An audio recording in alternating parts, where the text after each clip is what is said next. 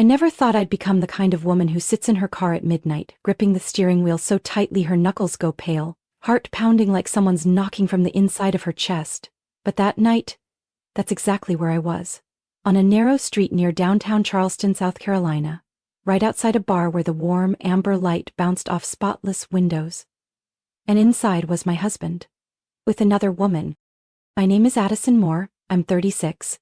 I used to think I had my life together. I worked for a small but reputable architecture firm, and my husband, Tyler, was a regional director for a medical device company.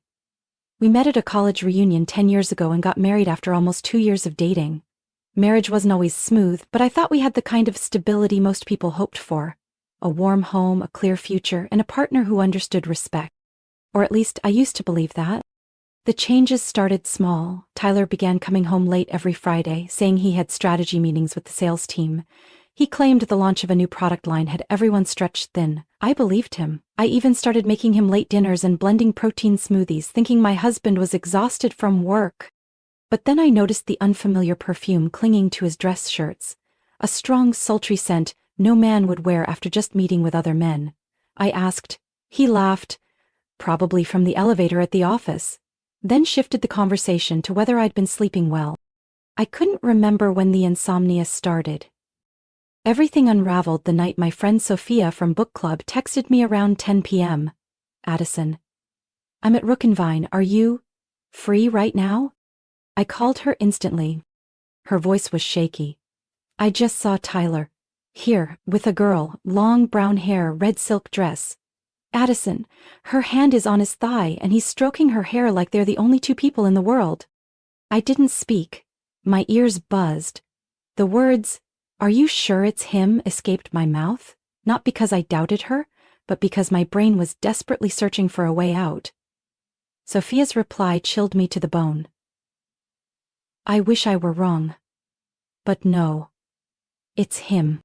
I don't remember driving there. But I remember standing on the sidewalk, looking through the window. I saw Tyler smile. The kind of smile I thought belonged only to me. She leaned in to whisper something in his ear. I watched them, realizing this wasn't a one-time mistake. This was rehearsed, repeated, accepted. By him. I didn't knock on the window. I didn't run inside. I drove home numb. My eyes were dry, no tears. I waited until morning to confront Tyler, in the kitchen while he poured coffee like nothing had changed. Do you have something to tell me? He turned, eyebrows raised. Last night. Rook and Vine. Red dress. Her hand on your thigh. His eyes widened, then narrowed. His lips curled into a faint smile like a child caught stealing cookies. Addison, you're imagining things. She's just a colleague. We were talking business. Of business? With your hand? When there was nothing left to deny, his tone shifted. It's not serious. You and I. Do you even feel close to me anymore? I didn't move. My heart no longer raced. It just sat there, a stone in my chest. Her name was Lindsay, new to the marketing department, 24, a former college cheerleader. I'd met her once at a company party. She told me she liked my bob haircut. Maybe she was already calculating how to take my place back then. 3 weeks later, while I was reviewing blueprints for a community housing project, Tyler texted. Just 3 words. Can you come home? Somehow I knew it was coming. When I opened the door, he stood in the living room. No smugness in his face. No suit. Just a t-shirt and jeans, looking like he didn't even know where he belonged in this house. Anymore. I think we should talk, he began, eyes focused on the space behind me. I didn't sit down. I stood there, purse still on my shoulder. She's pregnant. Tyler blinked, lips pressed together. 1 beat. Then softly replied, 8 weeks.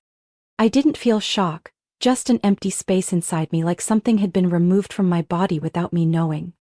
Yours? I asked, voice eerily calm. Yes, she's sure, he answered, barely audible. I let out a cold, humorless laugh, not because it was funny, because it was absurd. 7 years of marriage, erased by a baby who hadn't even formed fingers yet. He said nothing else. I turned and walked to our bedroom, sat on the edge of the bed, hand clutching the blanket I'd washed the day before. I inhaled slowly. Tyler left on Sunday morning. He said it was the right thing, that the baby deserved clarity, and Lindsay deserved to feel prioritized. I didn't stop him, and I didn't see him out. The first mediation session took place on a gray Monday morning. I arrived 10 minutes early, sitting in the waiting area with a latte in one hand and the divorce file on my lap. I had carefully prepared every legal document. Tyler arrived later, accompanied by his attorney and Lindsay. I wasn't surprised to see her. She was pregnant and clearly wanted to play the role of Tyler's partner in all things. But what caught my attention wasn't the way she kept her hand on her belly, as if the whole room needed to acknowledge the pregnancy. It was the man who came in with them. He stood behind them, tall, with neatly cut brown hair, wearing a stone-colored dress shirt and khaki pants, polished in appearance but not in the eyes. There was something in his eyes that made me pause. Sadness, like he was carrying a heavy secret. I recognized him when Tyler briefly introduced him to the mediator. "This is Jace, my college best friend. Jace Stanford." I remembered Tyler mentioning that name a few times, usually in stories about college parties and spontaneous weekend trips. I nodded politely, but my eyes stayed on Lindsay. She was clearly avoiding Jace's gaze. Every time he got near, she suddenly found a reason to step outside for a phone call, adjust her jacket, or fidget with her drink until he moved away. No one else seemed to notice, or maybe they pretended not to, but I couldn't unsee it. During the session, Tyler kept a neutral expression. Lindsay sat beside him, occasionally leaning in to whisper something, like she needed to steer the process from the sidelines. Jace sat across from me, silent, scribbling notes into a small black notebook. When the session took a short break for both parties to review terms, I stepped into the hallway. That's when I heard Lindsay's voice, coming from behind the vending machine alcove. "He doesn't know anything. Just a few more weeks and it'll all be over." Her voice was low but urgent. I froze. A male voice replied, quieter but unmistakable. "Lindsay, I don't know how much longer I can do this. Things are spiraling." I heard footsteps. I turned quickly, pretending to look for the elevator. Lindsay stepped out, still holding her phone, her eyes locked on mine. For a moment we stared at each other. I smiled faintly. "The tea here's pretty good, if you're looking for something warm." Lindsay said nothing. She lowered her gaze, then quietly walked off without another word. But I knew something was very wrong here. The second mediation session made things even clearer. Jace arrived alone this time, saying Tyler and Lindsay would be late due to a rescheduled ultrasound. But he didn't seem impatient. If anything, he looked like he was hoping someone would ask, "Are you okay?" And I was the one who did. We stood together by the window, overlooking the nearly empty parking lot. "I don't think I've thanked you," I said, "for being here. Not everyone has a friend willing to sit through 3 divorce sessions." Jace gave a strained smile, not meeting my eyes. "Yeah, sometimes I ask myself why I'm even here." I tilted my head. "Did you know Lindsay long before she met Tyler?" He turned, hesitating. "Before him, yes." He spoke slowly. "She used to work in my company's marketing department before she moved to Tyler's. We saw each other for a while." His voice dropped. "Nothing casual, but not exactly serious either." I didn't say anything. I just waited, letting him continue if he wanted. He cut things off suddenly, no warning, no explanation, and then I heard she was with Tyler. "Did you ever tell him?" I asked. "I couldn't," he sighed. "They went public and Tyler—" He was happier than I'd seen him in years. How could I walk in and say, "That woman you love slept with me"? I told myself maybe she chose him because they made more sense together. I leaned back in my chair. But it didn't end there, did it? Jace looked at me, eyes rimmed red. She's started texting me again. Ever since she found out she was pregnant. He pulled his phone from his jacket pocket, unlocked the screen, and held it out to me. The first message from Lindsay. "I'm not sure I made the right choice. I need to talk to you." Then, "Have you ever thought, what if the baby is yours?" Another, "Tyler's too busy with planning, with the perfect dad image. I'm scared I don't know how to say it if the test doesn't come out the way he wants." I scrolled through the messages, a chill settling over me. There was a short video she'd sent him, only a few seconds long. Lindsay sat on a sofa, her hand resting on her belly. "I just had the ultrasound. The doctor says it's a boy, and..." I think he has your chin. Looks like you. It's kind of shocking. I handed the phone back. How long have you kept all of this? Almost a month, Jace said quietly, lowering his head. I thought I could stay silent, but she keeps messaging, and I can't let Tyler live in this illusion. I got up and walked to the window. Outside, wind rustled the maple tree by the porch, making the wind chimes my mother gave me jingle faintly. I don't like Tyler, I said slowly. I don't need him to suffer for me, but I can't just watch him be led around like a child. Jace nodded. I know. And I didn't come here asking you to fix it. I just couldn't keep this to myself anymore. Does Lindsay know you've kept all this evidence? No, I haven't replied. I just saved everything, just in case. I turned to him, meeting his eyes. If all of this is true, then Tyler is living a lie. And he's about to raise a child who might not be his. Jace let out a long breath. I think it's time. The truth needs to come out. I nodded. I agree, but it can't just be words. It needs evidence, and the right moment. He looked at me, a flicker of surprise in his eyes, then he understood. I wasn't there to drag anyone down. I just wanted to end what was still unresolved. What do you mean? I heard Tyler and Lindsay are throwing a small party next week, an official announcement about the baby and starting their parenting journey. I pressed my lips together. Maybe. That's the right place to end the illusion. Jace's gaze met mine, no more hesitation. And begin the truth, he said. Jace didn't call right away. I understood. For a man who'd kept silent for months to suddenly agree to show up at his best friend's celebration, just to reveal a truth that could shatter everything, that wasn't something anyone could do easily. But 2 days later he texted me a single line. If you go, I'll go. The party was held at Willow and Pine, an upscale restaurant by the Ashley River, a familiar venue for the city's middle-class ceremonies, engagements, birthdays, and those milestones marked with scented candles and French wine. This time it was Tyler and Lindsay's baby's celebration, a toast to a beginning, built on the end of mine. I needed to be ready. I started by reaching out to Kendra's Lindsay's half-sister who once worked with me at my old firm. We were never close, but I remembered the day she cried in the break room, saying her sister lived like the world was her personal stage. I invited Kendra out for coffee. I didn't beat around the bush. Kendra, I'm not here to dig up dirt. But there's a man stuck between fatherhood and becoming a joke. And I think you know you can help. Kendra sat silently for a long time. Then she spoke, carefully choosing each word. Lindsay isn't evil, but she's used to controlling people's emotions. Always has been. I waited. In college, she got involved with a teaching assistant in the econ department. His wife was pregnant at the time. Then later, it was her manager at her first job. She always knew how to pick the ones with investment value. Was Jace part of that plan? I asked. At first, no, Kendra replied, her eyes distant. She once told me, Jace has heart, but Tyler has position. And then she chose Tyler. I set my coffee down. Do you have anything saved? Messages, pictures, voice notes, anything that shows Lindsay knew the baby might not be Tyler's. Kendra nodded slowly. She sent me a sonogram once, joked, thank God it looks like Jace. If it had Tyler's nose, I'd be screwed. She pulled out her phone. A moment later, I saw the sonogram photo. And yes, that exact caption. A private joke sent to her own sister, like it was some inside game. I asked her to forward me the messages. She agreed, but her voice carried a hint of sadness. Addison, I'm not proud of this. But if it helps stop this before it goes too far, maybe it's time to end the act. Saturday night I compiled all the evidence into a slim folder. The texts Lindsay sent to Jace. The sonogram with the caption. The video where she said, the baby boy has Jace's chin.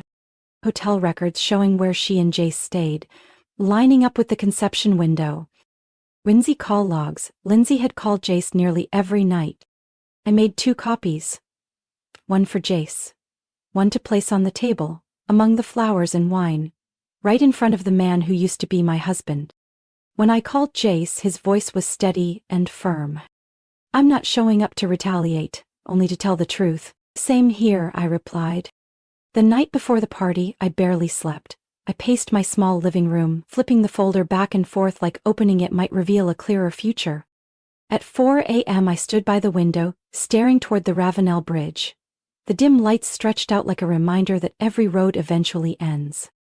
I thought about Tyler, about the time he told me I was the only person who made him feel like he was enough. And I wondered, was he ready to face what he'd traded away? The divorce moved faster than I expected. I didn't even get a chance to cry. Tyler wanted to wrap things up cleanly and maturely, as if we were closing a deal, not a shared life. He hired his own attorney, a woman named Paula. Sharp-tongued, steel-rimmed glasses, always 15 minutes early to every meeting. I represented myself. Being an architect made me comfortable reading contracts, but being Tyler's wife had taught me how he thought. He wanted to save face, to be seen as a responsible father. I didn't fight for much. No house, no car, no wedding gifts from his parents. The only thing I asked for was my antique architecture book collection, which I'd spent 4 years building. The first volume was a birthday gift from my mom, who had passed from cancer. Tyler agreed, seemingly relieved I wasn't making things harder. But when he signed the papers, he avoided my eyes. Like he needed to convince himself this was for the best. A week after the court approved the divorce, I saw Lindsay tagged in a social media post. She was standing in front of a cake shaped like a sonogram, hand on her belly, Tyler beaming beside her. The caption read, "New beginnings, baby M coming this March." I closed the app. Not because I couldn't take it anymore, but because I no longer wanted to see someone trying to repaint himself with the colors of a good man. Some friends asked me why I didn't try to hold on. That there was still a chance with marriage counseling, that maybe once the baby was born, things would change. But there are cracks no therapy can mend. Some people can't be patched up with hope. I lived in my old apartment on Willow Street, about a 15-minute drive from downtown. Every morning I went to work, made coffee alone, and played jazz in the kitchen. No one touched the things I had arranged. No one left dishes out and said, "I'll clean it up later." And strangely, I could finally breathe. That evening the Charleston sky was heavy and gray, like it already knew what was coming. I arrived at Willow and Pine at 6:45 p.m., holding a thin envelope with all the evidence. The deep blue dress I wore wasn't meant to turn heads. It was to remind myself that I no longer stood in the shadows. Jace was waiting in the parking lot, dressed in a gray suit, his face so serious it was hard to imagine he'd ever been someone who smiled easily. He held an identical folder in his hand. We didn't say much, just exchanged a look, a silent agreement. We're not doing this for the past. We're doing it for the truth. The event host welcomed us with a bright smile. "Welcome. Are you on Tyler's guest list?" I smiled back. "Yes, Addison Moore, and this is Jace Stanford." She paused for a second. Recognition flickered, but she nodded and led us to the private event area in the back. A white, silver pastel-themed room, with balloons spelling, "Welcome, baby M." The room buzzed with laughter, clinking glasses and the scent of champagne. I saw Tyler in the center of a group of coworkers, smiling wide. Lindsay stood beside him in a fitted cream dress, her belly pronounced, her hand resting gently, as if to underscore some sacred calling, until Tyler's eyes met mine. The laughter carried on for a few seconds before a ripple of silence swept through the room. Tyler stepped toward me, eyes confused, still holding an untouched glass of wine. "Addison?" he asked softly, like even the sound of his voice startled him. "Hello, Tyler, congratulations." Lindsay slowly stepped forward beside him, the strain in her smile obvious. "I think this isn't the place for you." "I disagree," I replied, opening the envelope in my hand. "If this party is meant to celebrate a new beginning, then it should begin with the truth." Jace stepped forward and placed his copy of the documents on the nearest table. I opened mine, laying each piece out one by one. My voice wasn't loud, but it was clear. "These are the messages Lindsay sent to Jace. In them she expresses doubt about the baby's father." I turned the page. This is the sonogram photo with the caption, "Thank God it looks like Jace." Jace pulled out his phone and opened a video. Lindsay's voice filled the room, now frozen in absolute silence. "The baby boy has your chin. Ethan never notices anything, you know that." Tyler's face went pale. He tightened his grip on the wine glass, his eyes locked onto the phone like he couldn't trust his own ears. Lindsay grabbed his arm. I was recorded without consent. They're twisting things. I was just joking. I looked up at her. Joking? While pregnant with an ex, during the exact time frame the baby was conceived? Lindsay bit her lip. There's no proof the baby isn't his. Jace spoke for the first time. There are hotel receipts. You and I stayed there the same weekend Tyler was at a conference in Houston. He said you were too tired to talk that night. You were with me. Tyler stepped back as if someone had punched him in the chest. I saw him shaking, not out of rage, but because his trust had been shredded beyond recognition. Lindsay, he said, voice hoarse. Is it true? You knew the baby might not be mine, and you kept me anyway? Lindsay gripped his hand. I didn't want to lose everything. I was scared. No, you weren't scared, I said, locking eyes with her. You used me. Guests began slipping out of the room, some silent, some clearly uncomfortable. The celebration collapsed in a storm of confetti and half-deflated balloons. Tyler looked at Jace, then at me. I thought I was starting over. Turns out, I was just reenacting an old play. Lindsay didn't move. The fight in her eyes had vanished. She grabbed her purse and stormed out, the click of her heels on tile sharp and final, like nails sealing a door shut. The room was quiet now, just the three of us. Me, Jace, and Tyler. Silver confetti littered the floor. A balloon that read, "It's a boy," had rolled under a table. The stack of evidence still sat untouched, next to Tyler's full glass of wine. He sat down, fingers clasped, face buried in his hands. His shoulders trembled. I started to walk away, leaving him with his thoughts. But Tyler looked up. His eyes were red. "Addison," he said softly, then paused as if searching for the right words. "I know I have no right, but I have to ask." I stood still, waiting. "Is there any chance," he asked, voice shaking, "that I could fix this, that we could start over?" Lindsay didn't move. The fight in her eyes had vanished, giving us space. Tyler kept looking at me, like a man lost at sea who'd just caught sight of land. I stepped closer and sat across from him. "What do you want to fix, Tyler? The years I was there and you didn't see me? Or the trust you gave to someone who was never for you?" He didn't answer. His face fell, like he had finally realized the full weight of what he'd lost. "When I signed those divorce papers," I said slowly, "I didn't do it to punish you. I did it because I understood. Some things, once broken, can't be repaired with an apology." Tyler buried his face in his hands. "I chose wrong. I know that now. I should have fought for you, for us, instead of letting go over an empty promise." I sat still for a moment, then gently said, "Tyler, I don't hate you.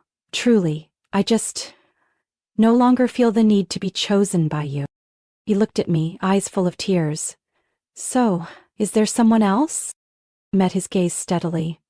"His name is Ryan." Flicker of shock crossed Tyler's face. I wasn't surprised. He had known Ryan, the man I once loved in college before I met Tyler. It had been short, but deep, and unresolved. "Ryan?" "Reeves?" Tyler asked, like he didn't trust what he was hearing. "Yes, we ran into each other at a conference earlier this year. He lives in Asheville, just moved back to Charleston a few months ago. He's the what if you once told me about." I stayed silent for a moment, then gave a faint smile.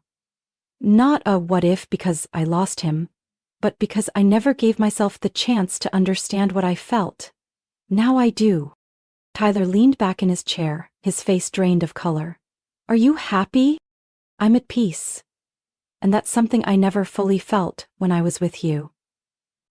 That line cut deep. But I didn't say it to wound him. I said it so he would understand. Some losses come from the choices we make ourselves. Tyler stood up and walked to the window. He stared out at the soft golden lights shimmering by the river. "I always thought you'd be there," he said quietly. "No matter what. I was wrong, I got arrogant, and I lost the one thing that couldn't be replaced." I stood and walked closer.